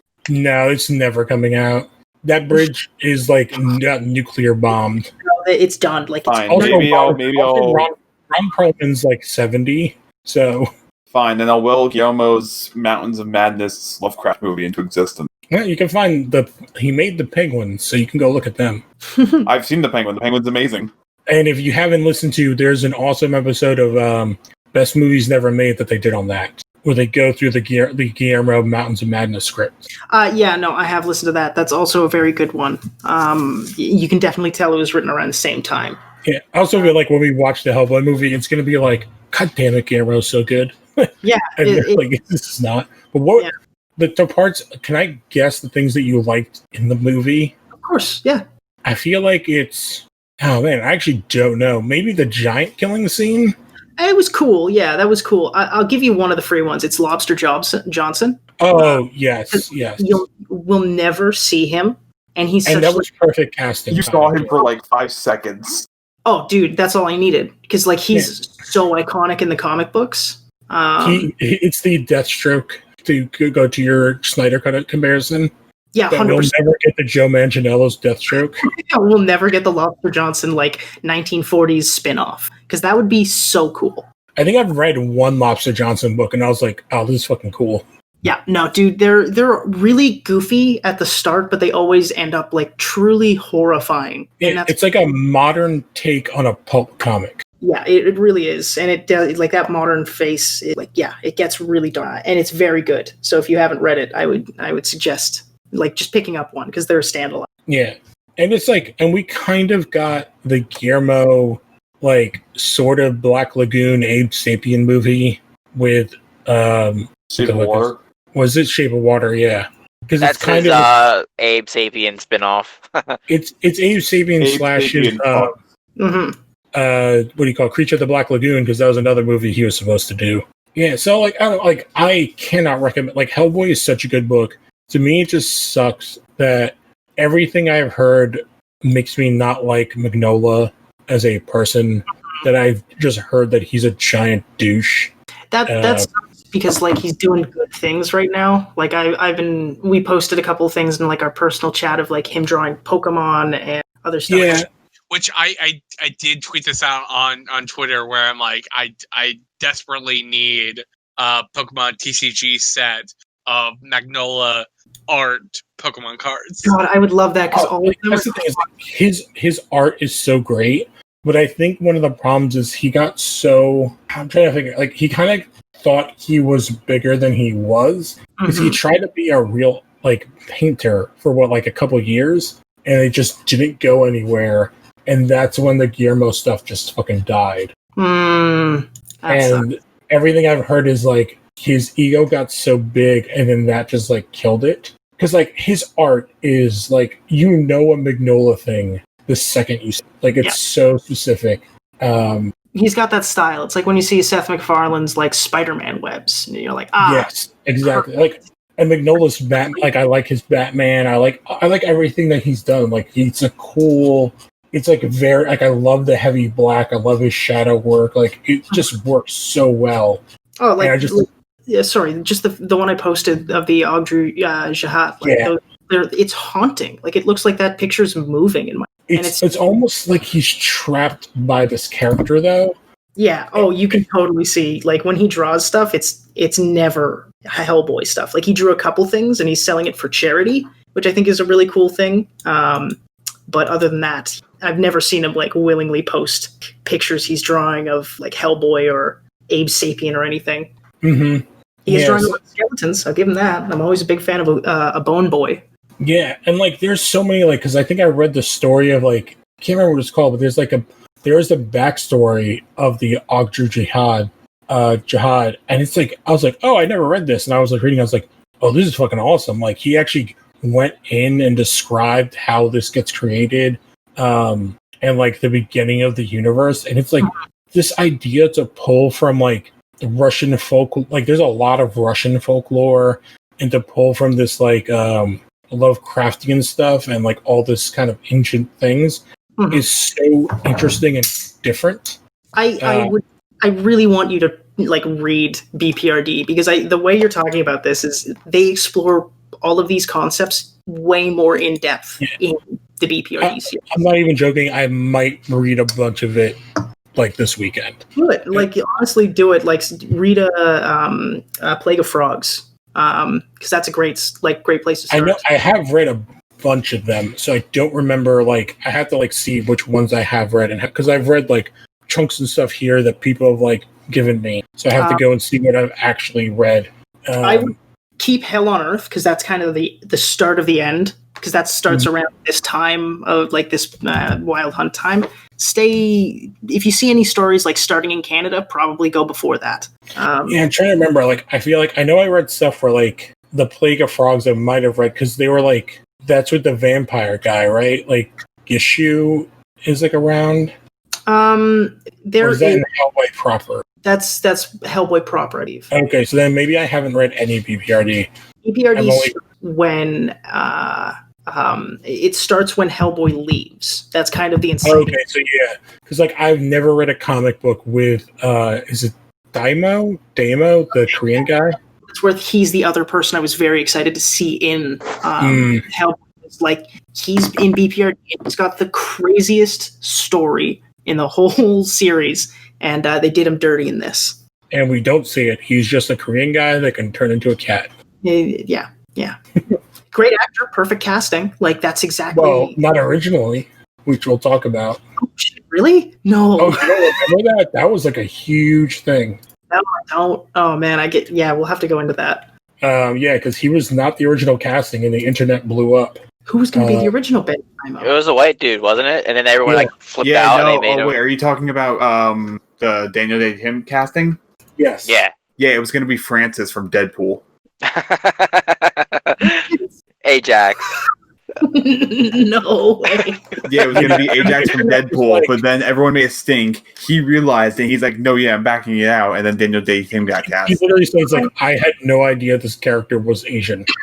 Which, I mean, it's like, hey, like, good job to that actor and good job to the company. It's like, well, the company could have done it from the bad job by the casting director. Well, yeah, I'm sorry. Good job on the actor. Like, hey, company, you should have hired, like, you you should have hired the right person. The right person from the get-go, yeah. Yeah, because here's Ben Daimo, like, in the comics. Now, when I look at this man, I don't see white guy. Also, his name is Daimo. Yeah, that's also, like, screams not white guy. But yeah, like, I don't know, like, I feel like I really do dig Hellboy so much, and, like, I feel like we will dig into it when we watch the movie, because there will be so much of us not wanting to talk about what we are watching. So you're just going to hear a lot of angry noises coming from us. I'm going to just be screaming. My roommates are going to hate me. Hunter might, or not Hunter, excuse me. Connor might break something. Yeah, I might. No, I won't. I'm not that violent. I'll just be, like, very aggravated and drinking Zero. Just angrily drinking Coke Zero. Canadian of you. Yeah, no, that's all. I'll write a very strongly worded email and then delete it quickly. You'll be like, dear Lionsgate, fuck you. Lightly, go fuck yourself. Thank you. Love, Connor. Yeah, so is there anything else anybody wants to touch on before we close out? This movie's gonna hurt. This is really gonna hurt. It's really not painful. It's like it's going to be like Bloodshot, where we're going to be talking about other things over. Yeah, I say it's mostly boring. Like, I found it. I'm looking at the guy who wrote it, and it's the co-founder of Boom Studios who wrote the Hellboy movie. Oh. I mean, like, hey, not bad. I like Boom Studios. Let's see, what else has he done? He worked at Malibu Comics. He did some stuff for Dark Horse that no one's ever heard of. Well, here's the thing, like, and we'll go into it, but, like, he's not someone that should be writing a giant theatrical, like, what, $150 million budget movie or whatever. Oh, wait, he made Eureka. That's a good show. Also, here's the thing. It's like, also at the end of the day, it's like, you can write whatever you have, and then you pass it to the director, the producer, the assistant director, like, whatever. And it's not necessarily going to be the thing that you wrote. True. And so it's like, like, it is what it is, It's also, like, I will say, when you who have not watched the movie, when you watch it, you'll be like, oh, there wasn't much writing. They just took, like, copy and pasted stories from the comic and just didn't connect them together at all. Yeah, that's 100%. Like, It's I'm not looking... a movie as much as it's a compilation of episodes of a TV show. Well, like, I'm looking at his filmography, and he wrote Eureka, which, fun fact, was filmed in my hometown, and I think I'm in somewhere in the background of. Okay, so now we gotta watch all Eureka, guys. Watch Eureka. There's like, they shoot most of it on, like, studio, but if they do any sort of exterior scene, it's all in Chilliwack, BC, because it's cheap as shit to film there. And like, there's a main drag, and every time they would do, like, hey, we're filming Eureka for, like, a week. Come, like, walk down. We'll use you as an extra. So yeah, they would do that. But yeah, like, he wrote TV shows, so why? And I mean, I don't remember much about Eureka, but I remember it not being terrible. So why did this suck so much? Yeah. I would like to get my hands on the original screenplay, but I don't think that's ever going to happen. No, it was so, and there's so much behind the scenes stuff that we'll talk about that came out. Oh my god, that behind us! I remember reading that. Like, all the McShane or, like, rewriting stuff, like, on set. Yeah, I heard about so bad. Oof. But yeah, does anybody have anything else before we do quick plugs? No, I think we covered everything. All right. Who wants to plug first? I'll go first because I came in last. It's only fair. You can find me at Question Connor on Twitter. You can find me on Maybe Connor at Instagram, and you can play NHL 20 and 21 when it eventually drops at some point. And I'll have worked on those. So, yeah, that's me. I've got nothing to plug this time. Just I'm on Twitter, JamesScott193. If you've been listening to the show for a while, you already know this. If you're new, then now you know. You can find me at John JOHN_FN_Seiler SEILER, where I talk about movies and games I'm playing and comics we're releasing and She-Ra, because like that ended on Friday and that shit is so good. You should go I've heard watch good it. things about She-Ra. Yeah, I looked on Netflix. I did not realize it's 5 seasons. Yeah. It's like 5 seasons of like maybe like 12 some odd episodes. They're like half hour each. That's not bad. It's so good. It's like I'll say, okay, so like for like a lot of shows where it's like pretty good in the beginning, maybe so in the beginning and then or in the middle and then it just kind of like ends where it is. She-Ra, good in the beginning, middle, end. It's like so good. Go watch it. Yeah, I've seen like the first 2 episodes and I really enjoyed it. That's my plug. Good plug. All right. And then you can check out all the other shows on the network. And obviously, we talked about it constantly, but we are going to do a watch party for 2019 Hellboy. We're going to figure out when we can do that. And you can sit and watch that masterpiece with us. Yeah. Yeah, I would say, like, I guess my other plug is I watched a really fun, like, doc on Netflix called In Secret Love that was really cool and, like, very heartfelt if you want something. And it's about a very old lesbian couple and, like, their lives. I heard that was good. It was really good and, like, very heartfelt. I'm currently watching Hollywood on Netflix. What's that about? It's the Ryan Murphy alternate history show about a bunch of people who want to make it in Hollywood. Oh, okay. It's good so far. I really like it. Yeah. I'm a big fan of like golden age Hollywood, like it's set in the 40s, the golden age post World War II era. There's a lot of artistic license taken with characters. Yeah. And I would say if you haven't watched, all the CW shows are basically done and they're popping up on Netflix. They all ended early, so they're like, I think Supergirl was 1 episode short, and all the other ones like 2 or 3. Flash and Supergirl ended really well. If you don't care about them, I would just still suggest there is 1 episode of Supergirl that's a John Cryer as Lex episode that is fantastic. And it's basically he wakes up post-crisis like Marty McFly in Back to the Future when he fixes everything, and it's so fun. But all right, we will catch you guys next time. Adios. I love you. Yo, dog. 2020 is going to make you a Hellboy into a Hellman.